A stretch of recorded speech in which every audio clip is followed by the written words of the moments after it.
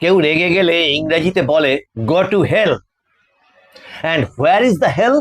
O, it is here. নরক কোথায়? এখানে, এই পশ্চিমবঙ্গ। এই পশ্চিমবঙ্গের নাম এই মুহূর্তে নরক। যা যা কিছু নোংরা আছে দুনিয়াতে, যা যা কিছু করতে নেই, অসম্ভব অকল্পনীয় যে সমস্ত বেআইনি কাজ, অসামাজিক কাজ, নোংরা কাজ, যা হয়তো আগামীকাল সকাল পর্যন্ত আপনি কল্পনাই করতে পারছেন না, আগামীকাল সকালে দেখলেন হ্যাঁ এরকম হয়, সেটাও হয়ে গেল। এটাই চলছে। কাটমানি একদম নিচ থেকে শুরু করে ওপর পর্যন্ত একটা বিশাল বড় সিস্টেম, যেটা গত এপিসোডে, তারও আগের কয়েকটা এপিসোডে আপনাদেরকে বিস্তারিত সেই ইকোসিস্টেমটাকে দেখিয়েছিলাম। কিন্তু এই ইকোসিস্টেমের যারা কারিগর, যারা মাথা, এবার তাদের দিন ঘনিয়ে এসেছে। কেন বলছি? হতাশ, অত্যন্ত যারপন্নাই হতাশ যাকে বলে, সেটা হচ্ছে এই ভুক্তভোগী, ক্ষতিগ্রস্ত, অত্যাচারিত মানুষ, যারা এই ইকোসিস্টেমটার অংশ নয়। জন্মের সার্টিফিকেট, একটা বাচ্চা জন্মালো, সেখানেও যেমন টাকা কাটমানি লাগে এই নরকে, তেমনি একটি মানুষ যখন মারা যাচ্ছে শ্মশানেও গিয়ে তাকে দাহ করতে সেই একই রকম তোলা, একই রকম কাটমানি। জন্ম থেকে মৃত্যু পর্যন্ত একটা শৃঙ্খল কাটমানি। বাজার ঘাট, গাড়ি চালানো, কোনো একটা অফিসের দরকারি কাগজপত্র লাগবে, বাচ্চাকে স্কুলে ভর্তি করানো, কলেজে সে ভর্তি হবে, চাকরি, পরীক্ষা, দোকানদার আলু বিক্রি করবে ফুটপাতে বসে, ঘুগনিওয়ালা ঘুগনি বিক্রি করবে ফুটপাতে বসে বা স্টেশনে পাশে বসে, সমস্ত জায়গায় ফিট করা আছে চর। গিয়ে তোলো, টাকা তোলো। আর অত চিন্তা নেই ভাই, পড়াশুনো করতে হবে না, ওসব ফালতু জিনিস। পেন দরকার নেই, পিস্তল দরকার। এই যেটা সিস্টেম, সেই সিস্টেমের যারা কারিগর, তাদের পরিণতি এবার কি হতে চলেছে সেটাই আজকে আপনাদেরকে বলবো। দিন ঘনিয়ে এসেছে এবং সেটা কিভাবে। নমস্কার, মানুষের ভাষায় আপনাদের সকলকে স্বাগত। আমি প্রবীর রায়চৌধুরী আপনাদের সাথে। এই মুহূর্তে সূত্রের যা খবর,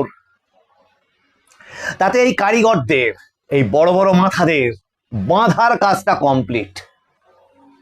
দড়ি দিয়ে বাঁধা না, সমস্ত রকম আইনগত বাঁধন যাকে বলে, তার কাজ কমপ্লিট। এবার পড়ে আছে যেটা, সেটা হচ্ছে টেনে তোলা এবং ভিতরে ঢোকান, এইটুকু বাকি। কিভাবে বলছি? এই মুহূর্তে যে সমস্ত তথ্যগুলো আমাদের সামনে এসে পৌঁছেছে, মোথাবাড়ি এবং মালদা কাণ্ডে আজকে বিচার ব্যবস্থা ভাবতো যে পশ্চিমবঙ্গ এটা পরিস্থিতি খারাপ হচ্ছে এই সমস্ত, কিন্তু ওই যে আপনাদের প্রথমেই বললাম, অবিশ্বাস্য যেটা খারাপ সেটাও হতে পারে। বিচার ব্যবস্থা এবার চমকে উঠে দেখছে সুপ্রিম কোর্ট। রাত 2টো অবধি দেশের প্রধান বিচারপতি, তাকে যখন জেগে থাকতে হয়েছে, তার নিযুক্ত বিচারকদের প্রাণ রক্ষার জন্য ফোন করে গেছেন পাগলের মতো, কাউকে পাননি। হোয়াটসঅ্যাপ করবার চেষ্টা করেছেন, পাননি।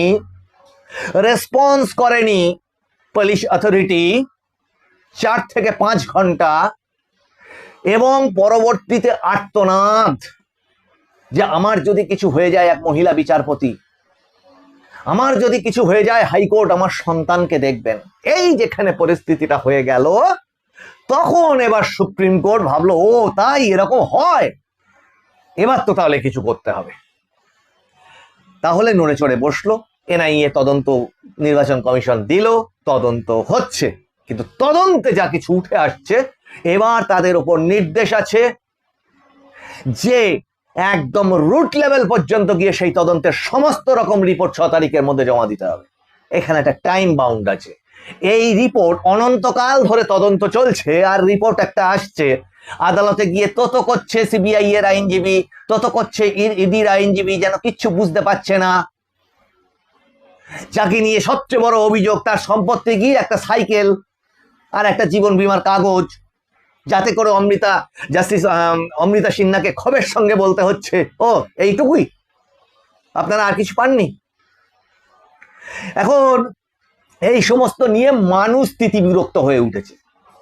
কাজে 6 তারিখ মানুষ দেখতে চাইছে অ্যাকশন স্টেপ, এবং সেটা কঠোরতম। তা এই মুহূর্তে তদন্তে সূত্র মারফত কি উঠে আসছে, যে এনআইএ কিন্তু বাজারে বাজারে দোকানে দোকানে গিয়ে তথ্য কালেক্ট করেছে যে এই কাণ্ডটা ঘটলো কিভাবে, এবং সেখান থেকে উঠে এসেছে একটা নির্দিষ্ট ছক, যে ছকটি এক দলের শীর্ষ নেত্রী স্টেজ থেকে রচনা করে দিয়েছিলেন, যে কি আপনারা এই সমস্ত নাম কেটে দিচ্ছে, আপনারা প্রতিবাদ করবেন না, মা বোনেরা প্রতিবাদ করবেন না, সবার আগে এগিয়ে যাবেন মা বোনেরা হাতা খুন্তি হাতে নিয়ে, তারপরে থাকবে পুরুষরা, তারপরে কি করতে হয় সেটা তো আর আপনাদেরকে বলে দিতে হবে না। এই ক্লিপ আমরা দেখিয়েছি আমাদের এপিসোডগুলোতে, কে সেটাও আপনারা বুঝতে পারছেন। মডেলটা যেটা এনআইএ, মানে শোনা যাচ্ছে যে এনআইএ সূত্র মারফত যে শোনা যাচ্ছে, তাদের তদন্তে যেটা উঠে এসেছে তার এই সিস্টেমটা সেম সিস্টেম।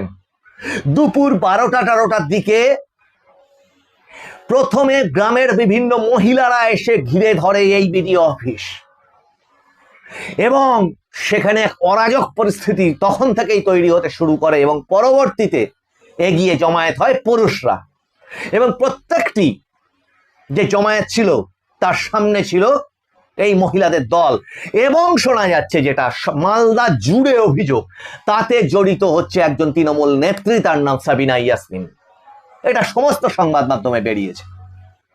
তা সেটা তো অন্য কোনো দলটল না, এই মোকাক্কারেল যে আইনজীবী, তিনি, তার সাথে তো সমস্ত ছবি বেরিয়ে গেছে, তিনি তৃণমূলের নেতা।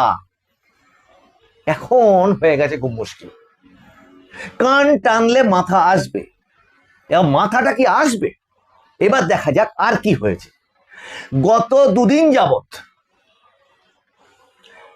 কর্ণাটক, চেন্নাই এবং দিল্লিতে এই আইপ্যাক দপ্তরগুলোতে ওই কয়লা কেলেঙ্কারিতে লাগাতার রেড করেছে ইডি। যেটা কলকাতায় হয়েছিল, কলকাতায় হওয়াতে স্বয়ং মুখ্যমন্ত্রী ছুটে গিয়ে সেখান থেকে ফাইল সরিয়ে, ল্যাপটপ সরিয়ে নিয়ে চলে এসেছেন। সেই মামলা আগামী 14 তারিখ সুপ্রিম কোর্টে রয়েছে, এবং সুপ্রিম কোর্টের বিচারপতিরা কি জানিয়েছেন, বিচারপতি মিশ্রার ডিভিশন বেঞ্চ, যে ওটা লাগাতার হিয়ারিং হবে 14, 15 এবং 16, এবং তার মধ্যেই তারা রায় দান করবেন। এবং সেটাকে তারা বলেছেন যে এই ঘটনা নজিরবিহীন, ভারতীয় সাংবিধানিক ইতিহাসে এটা নজিরবিহীন, এবং এটা যদি প্রশ্রয় দেওয়া হয় তাহলে অন্য রাজ্যের অন্যরাও এইরকম তদন্তে বাধা দান করবে এবং তারা প্রশ্রয় পাবে, তারাও এই একই কাজ করবে। তাহলে ইতিমধ্যে অনেকগুলো ঘটনা কিন্তু আপনাদেরকে বলে দিলাম। তার সাথে নির্বাচন কমিশন কি করছে, নির্বাচন কমিশন যে 2টি ভিডিও গত এপিসোডে আমরা দেখিয়েছিলাম, যে এক হচ্ছে বাড়ি বাড়ি গিয়ে হুমকি দেওয়া, আবার তাও আবার কি স্টাইল, কানের মধ্যে থেকে মুখে মাইক্রোফোন ফিট করে মাইক দিয়ে হুমকি, বাড়ি বাড়ি গিয়ে যে নেতা অ্যারেস্টেড। রাত্রির বেলা দাঁড়িয়ে কি বলা, যে ভোট হয়ে গেলে যারা ভোট দেবে না তাদের ওপর স্টিম রোলার চালাবে। দক্ষিণ 24 পরগনার এক নেতা, বলতে লজ্জা করে, নেতা কথাটাও যেন একটা গালাগাল হয়ে গেছে এদের জন্য। ঠিক যেমন সৎ কথাটা এখন লোকে ভাবে ওটা যেন একটা গালাগালি। কোথায় নামলাম আমরা পশ্চিমবঙ্গ, কোথায় নামলো বাঙালি? সততা কথাটা যেন একটা গালাগালি মনে হয়।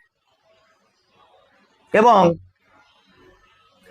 সৎ তৃণমূল, আপনি হয়তো বিশ্বাস করতে পারেন যে আজকে সূর্য ওঠেনি, এটা যদি আপনাকে কেউ বলে, আপনি হয়তো একটু চিন্তা করবেন, বাইরে গিয়ে একটু তাকাবেন যে সত্যি কি, গুগল করবেন কোন রকম টাইমে চেঞ্জ হয়েছে কি আজকে সূর্য উঠতে, একটু ভাববেন অন্তত।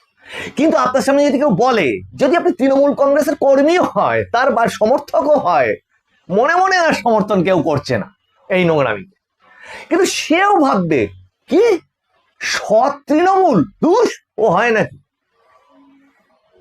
ও হয়তো হতে পারে, ও অসম্ভব ব্যাপার।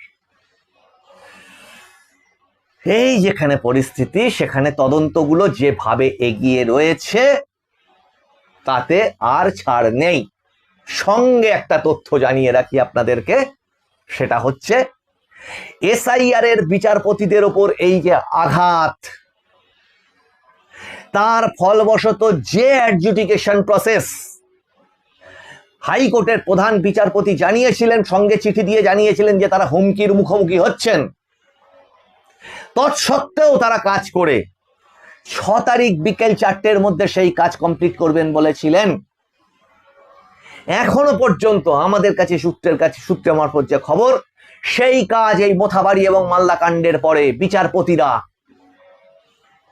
এতটাই আতঙ্কিত নিজেদের জীবন এবং সুরক্ষা নিয়ে, আত্মীয় স্বজনের সুরক্ষা নিয়ে, তার জন্য সুপ্রিম কোর্ট প্রধান বিচারপতি নির্দেশ দিয়েছেন যে তাদের পরিবারকে পর্যন্ত আধা সেনার বা সিকিউরিটির ব্যবস্থা করতে হবে, সম্পূর্ণ সিকিউরিটির ব্যবস্থা করতে হবে। কিন্তু তৎসত্ত্বেও মহাকাল কি সময়কে যদি ধরি, এই সময় সে বসে থাকে না। সব ভাবতে পারেন, চিন্তা করতে পারেন, কিন্তু সময়ের মতো এগিয়ে যায় প্রতিটা সেকেন্ডে, এবং সেই সময় এগিয়ে গেছে এবং সেই এসআইআর এর অ্যাডজুডিকেশন প্রসেস মারাত্মকভাবে বাধাপ্রাপ্ত হয়েছে এবং ক্ষতিগ্রস্ত হয়েছে এবং ডিলে হয়ে গেছে। তাতে আগামীতে কি হয় সেই মামলাই তো রয়েছে 6 তারিখ 4টের সময়। কাজে 6 তারিখ 4টের সময় কিন্তু সারা ভারতবর্ষ তাকিয়ে থাকবে তো বটেই, পশ্চিমবঙ্গের ক্ষতিগ্রস্ত মুমূর্ষু মানুষ তারা তাকিয়ে থাকবে এবার সুপ্রিম কোর্টের দিকে। অনেক হয়েছে বাপু, মানুষ দুটো জায়গায় বিচার চায় ক্ষতিগ্রস্ত হয়ে। এক, ইহলোকে বিচার ব্যবস্থার কাছে, ধর্মাবতার আপনি বিচার করুন, আর বিচার চায় ঈশ্বরের কাছে, ওপরওয়ালার কাছে। এবার মানুষ সেই বিচারটা দেখতে চায়, চরম কঠোর ব্যবস্থা দেখতে চায়। শাস্তি না দিয়ে মানে অপরাধ গজিয়ে উঠেছে, অপরাধী আছে, অপরাধ করেই চলেছে, বিচার ব্যবস্থাও আছে, কিন্তু শাস্তি নেই। এবার সেই শাস্তিটা দেখতে চায়। কিন্তু এখনো পর্যন্ত যা পরিস্থিতি হয়ে গেছে, তার ফলবশত ওই সাগরদিঘি সভা থেকে এবার গলার স্বর কুই কুই কুই কুই করছে। এবার ওই সাগরদিঘি গলা মঞ্চ থেকে বলতে হচ্ছে আমি কিচ্ছু জানি না। যে বলেছিল ঘিরে ধরে একটা কমিউনিটি দিয়ে আর একটা কমিউনিটিকে শেষ করে দিতে পারে, বিচার কোথায়? সেইটার বিচার আগে দরকার। যে বলেছিল যে ভোটের পরে গলায় পোস্টার লাগিয়ে বলতে হবে আমি বিজেপি করি না, তারই প্রতিধ্বনিত তার ছোটখাটো মেজো সোজো সমস্ত নেতা গ্রামাঞ্চলে ছড়িয়ে দিচ্ছে। তাহলে ওই মাথাটাকে আগে সুপ্রিম কোর্টে দেখতে হবে, যেখানে উৎস এই সমস্ত বিষ বৃক্ষের ওপর ডালপালা ছেটে কোনো লাভ নেই, ও আমার গজিয়ে যাবে। একটা দুটো ওই মেজো সেজো যেগুলো ক্যামেরায় উঠে যাচ্ছে, যে সমস্ত নেতা, এই সমস্ত নেতা হুমকি নেতা, তাদের ওই ক্যামেরায় যেটুকু উঠলো ইলেকশন কমিশন তাকে অ্যারেস্ট করলো। আরে মশাই, চতুর্দিকে ছড়িয়ে রয়েছে রক্ত বীজের মতো, এবং একটাকে ধরলে 1000টা ছড়িয়ে যাচ্ছে চতুর্দিকে। সামগ্রিক অভিযান দরকার। এদের ঘরে ঢুকিয়ে দিলেই চলবে না, অ্যারেস্ট করতে হবে, জেলে ঢোকাতে হবে, প্রিভেন্টিভ অ্যারেস্ট করতে হবে। আর্টিকেল 324 এর মধ্যে সেটাও আছে। অস্ত্র উদ্ধারের জন্য যে লিস্ট আপনারা পাবলিশ করছেন ইলেকশন কমিশন, তার কোনো মানেই হয় না ওইটুকু। গ্রামে গ্রামে গাছ যতগুলো আছে ততগুলো অস্ত্র আছে, পুকুর যতগুলো আছে ততগুলো পুকুরের মধ্যেই দেখবেন প্লাস্টিকে বাঁধা বোম আছে, যতগুলো গাছের নার্সারি আছে গাছের গোড়া খুললে বেরোবে সোনার বিস্কুট। আর কত চাই? কাজেই এটা একটা সামগ্রিক ক্ষয়, সামগ্রিক বিভীষিকা। সেখানে যদি কঠোরতম, নজিরবিহীন, রেয়ারেস্ট অফ দ্য রেয়ার্স বলে একটা কথা আছে, সেইটা সুপ্রিম কোর্টের কাছে পশ্চিমবঙ্গের মানুষের দাবি। কিন্তু সেই দাবির 100টা দাবির মধ্যে অন্তত যদি 80টাও কমপ্লিট করতে পারে, আদালতের ব্যবস্থা, সাংবিধানিক ব্যবস্থা, মানুষ এগোতে রাজি আছে, ভোট দিতে রাজি আছে। কিন্তু এই প্রশাসন, যেখানে এসপি, আইসি, ডিএম, এসডিও, এডিএম, বিডিও, একটা বালি থেকে, একটা মাটি থেকে, একটা বাড়ি লুণ্ঠন থেকে, একটা তোলা থেকে, প্রতিটি অংশ থেকে এরা পার্সেন্টেজ পায়, তারা বলুন তো কেন বাপু সেই সিস্টেমটাকে পাল্টাতে চাইবে? তাই সেই সিস্টেমটার পাশে এরা রয়েছে। এটা বন্ধ হয়ে যাবে, করে খাওয়াটা তো বন্ধ হয়ে যাবে বাপু। কাজে যতই আপনি চোখ রাঙানি করেন না কেন, 10টাকে সাসপেন্ড করলেন, 11 নম্বর 12 নম্বর জন ভাবলো বাপু আমি ওপরে ওপরে দেখাই কর্তব্য করছি, ভিতরে ভিতরে ওই সিস্টেমটাকেই মদত দেব। কাজেই সাবধান, বিচার ব্যবস্থাকে এটা বলছি যে এটা নজর দিন। কাজেই সাবধান ইলেকশন কমিশন, এবং সাবধান রাজ্যের বিরোধী দল, সকলকে, কেন্দ্রীয় সরকার সাবধান। এটা একটা নজিরবিহীন রাজ্য, এটা আর বোধহয় দেশের মধ্যে থাকার অবস্থায় নেই, সেখান থেকে উদ্ধারের দরকার।